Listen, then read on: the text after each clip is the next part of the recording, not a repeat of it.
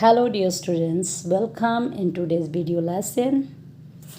ਅੱਜ ਦਾ video lesson ਹੈ class +1 ਔਰ +2 ਲਈ, ਜਿਹਦੇ ਵਿੱਚ ਅਸੀਂ ਕਰਾਂਗੇ ਬੇਟਾ ਰੀਡਿੰਗ ਕੰਪਰੀਹੈਂਸ਼ਨਸ।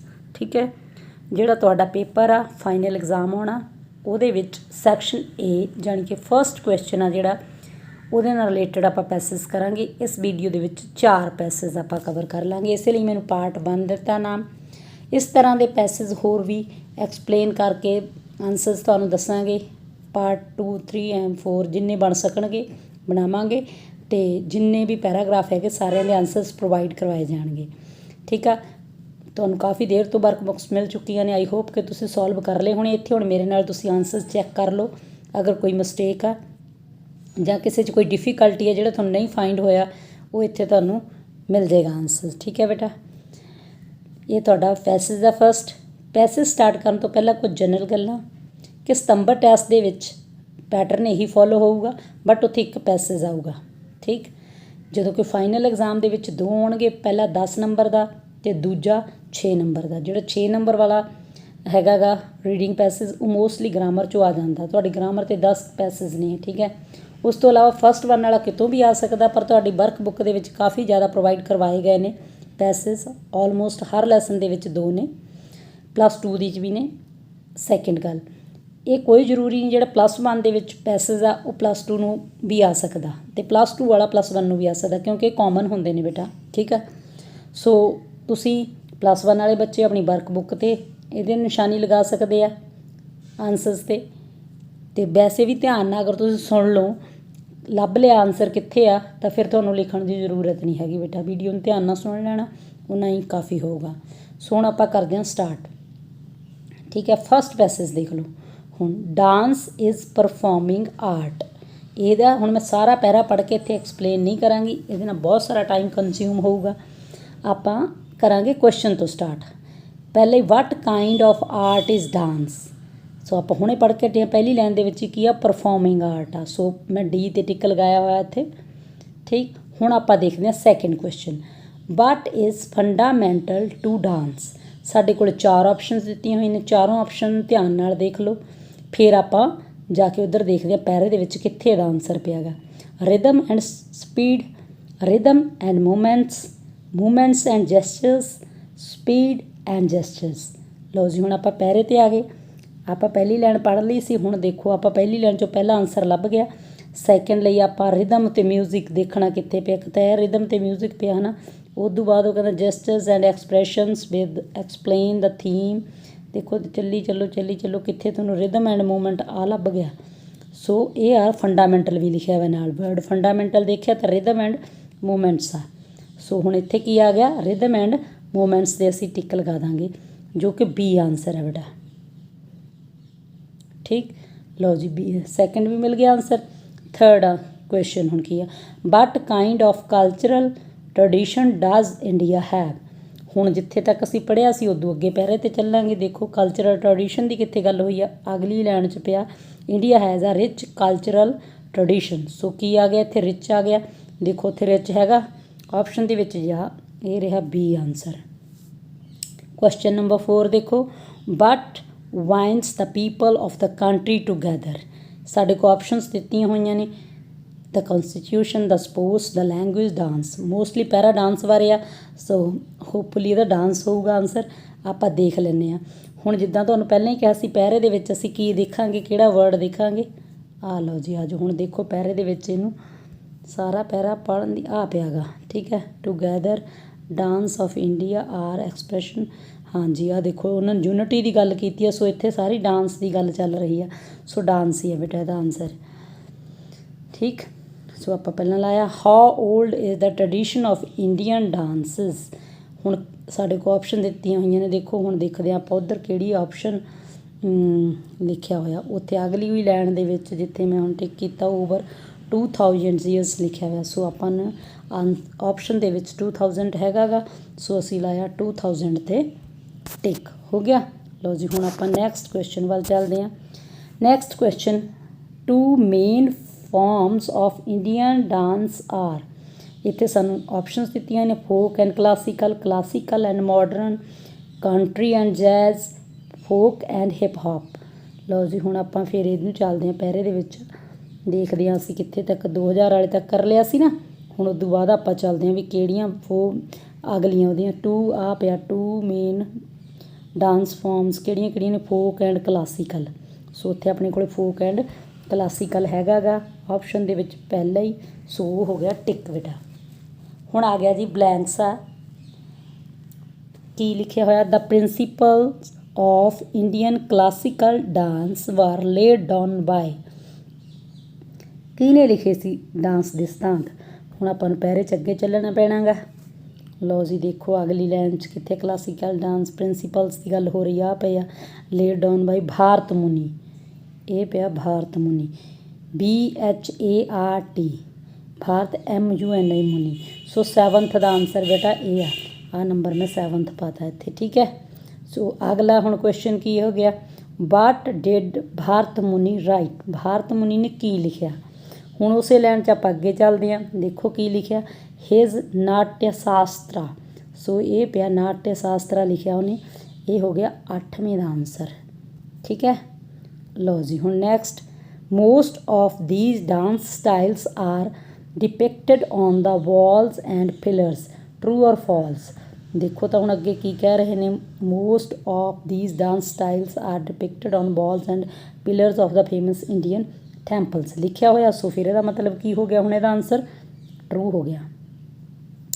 ਹਾਂ ਕਿ next one, right 2 classic dances of India which are famous all over the world.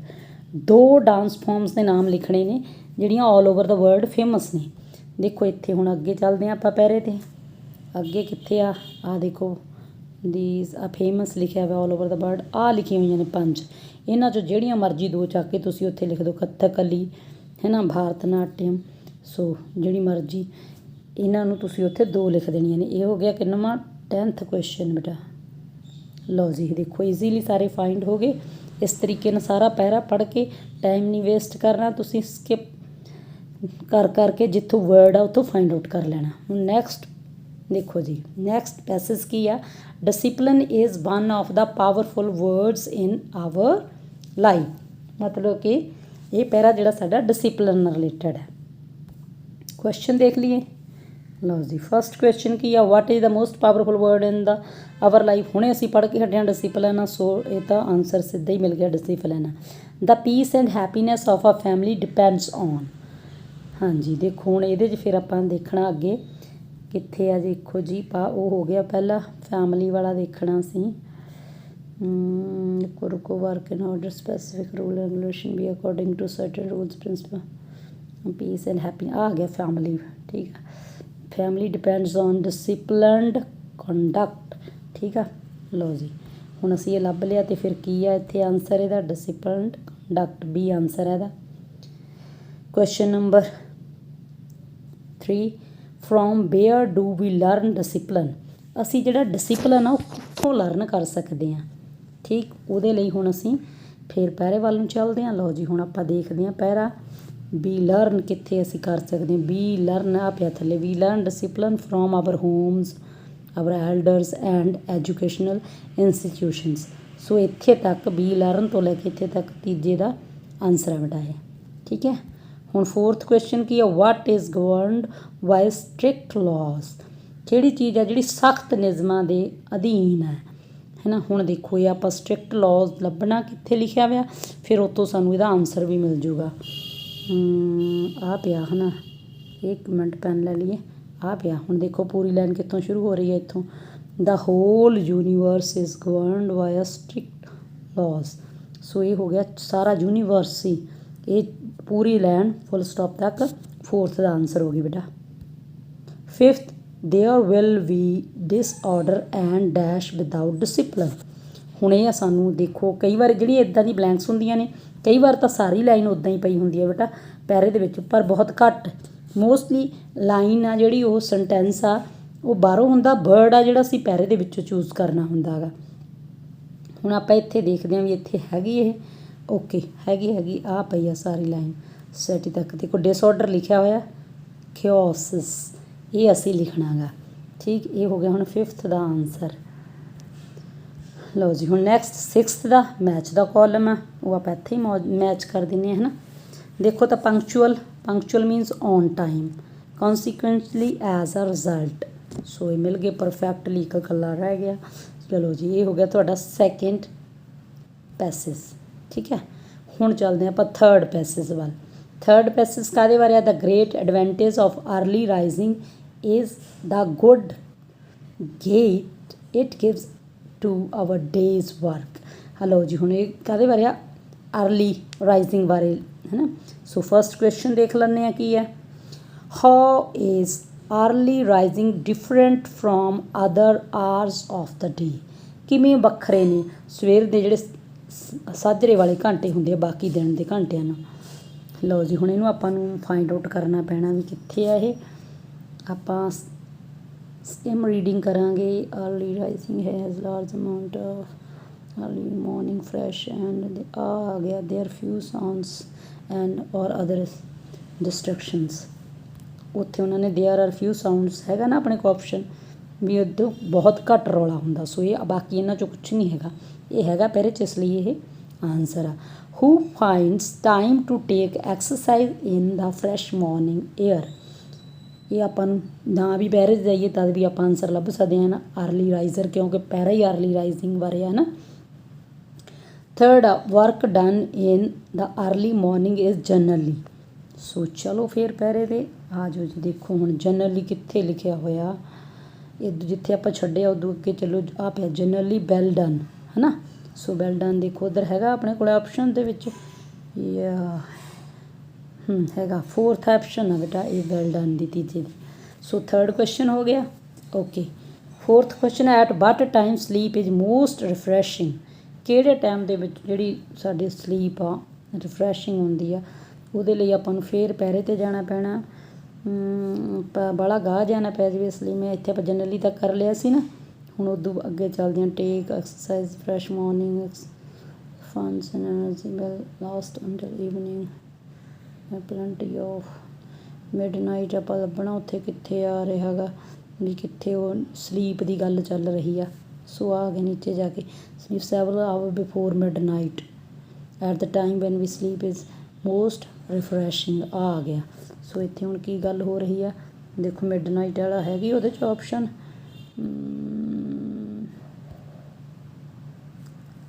ਇਹ ਲਓ ਜੀ। ਦੇਖੋ ਮਿਡ ਨਾਈਟ 'ਚ during the day, after midnight, before midnight, early in the morning, before mid night.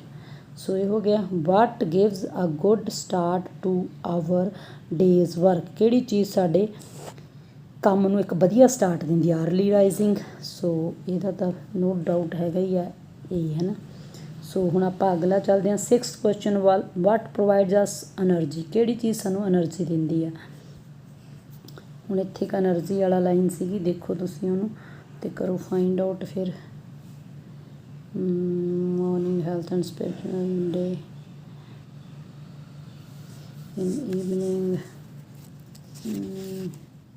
ਕਿਹੜੀ ਚੀਜ਼ ਦਿੰਦੀ ਆ ਸਾਨੂੰ ਐਨਰਜੀ? ਦੇਖੋ ਬਈ,